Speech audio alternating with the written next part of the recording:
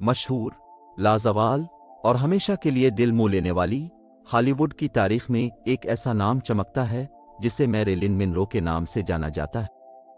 कई दहाइयों तक अपनी मकनातीसी दिलकशी से लोगों को अपनी तरफ खींचती रही।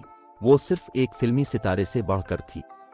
वो खूबसूरती, ग्लैमर और एक पुरस्रार मकनातीसियत की अलामत थी जो आज भी दिलों को मसहूर करती है। उसका असल नाम नॉर्मा जीन मोर्टनसन था।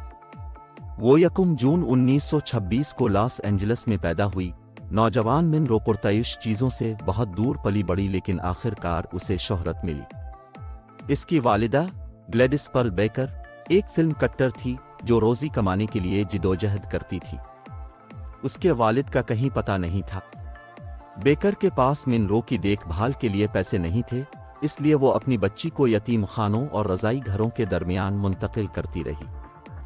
1934 में बेकर के शिज़ोफ्रेनिया की तशखीस होने और हस्पताल में दाखिल होने के बाद खानदानी दोस्त ग्रेस गोडार्ड ने मनरो की परवरिश की जिम्मेदारी संभाली। मनरो ने अपनी नामुकम्मल सवाने उम्री में याद करते हुए कहा, अब 25 सेंट्स में पुरानी रोटी से भरा एक बैग खरीद सकते हैं। आंटी ग्रेस और मैं उसके लिए घंटों लाइन में खड़े होते।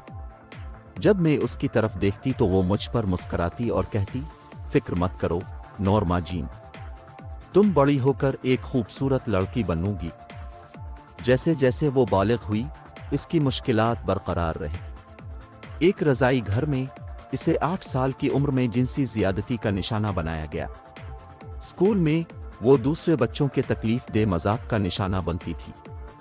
उसने मई 1952 के एक इंटरव्यू में कहा, मैं अपनी उम्र के लिहाज से लंबी और पतली थी और मेरे बाल छोटे बल्कि पतले और खुरदरे थे। लड़के नॉर्मा जीन स्ट्रिंग बीम चीखते थे और वो सोचते थे कि ये इतना मुज़हका खेज है कि मैं एक अदाकारा बनना चाहती हूँ। उन्होंने शायद सोचा कि मैं एक लड़का लगती हूँ क्योंकि मेरा जिस्म सीधा था। सिल्वर स्क्रीन के ग्लैमर ने मनरो को उन तमाम मुश्किलात से निकलने में मदद की। गोल्डन एज हॉलीवुड की खूबसूरत फिल्मों ने उसके बचपन के ख्वाबों को मुतासिर किया, जिससे इसे उम्मीद मिली कि एक बेहतर, रोशन मुस्तकबिल आगे है। वो फिल्में बहुत पसंद करती थी। जब तक उसके सरपरस्त काम पर होते थे, वो देर तक फिल्में देखती रहती थी। उसने 1951 के एक इंटरव्यू में कहा, मैं जूनियर हाई स्कूल में मुकम्मल तौर पर फिल्मों से मुतासिर थी। मैं अपनी पसंद की फिल्में 3 या 4 बार देखती थी जब मैं उन्हें अफोर्ड कर सकती थी। उसने तसव्वुर किया कि शाहिद किंग ऑफ हॉलीवुड खुद क्लार्क गैबल इसका गुमशुदा वालिद था, और जब वो बड़ी हुई तो वो बिल्कुल सुनहरे बालों वाली और पुरकशिश जीन हालो की तरह बनने की ख्वाहिश रखती थी। 16 साल की उम्र में मनरो ने यतीम खाने के निज़ाम में वापस जाने से बचने के लिए 21 साला जिम डोगरटी से शादी की। 1944 में दूसरी जंग अजीम शुरू होने पर डोगरटी मर्चेंट मैरीन में भर्ती हुआ, जबकि इसकी बीवी मनरो एक हवाई जहाज की फैक्ट्री में काम करने लग गए। एक दिन एक फोटोग्राफर फैक्ट्री के पास आया और 18 साला नौजवान मनरो की खूबसूरती से मुतासिर हुआ।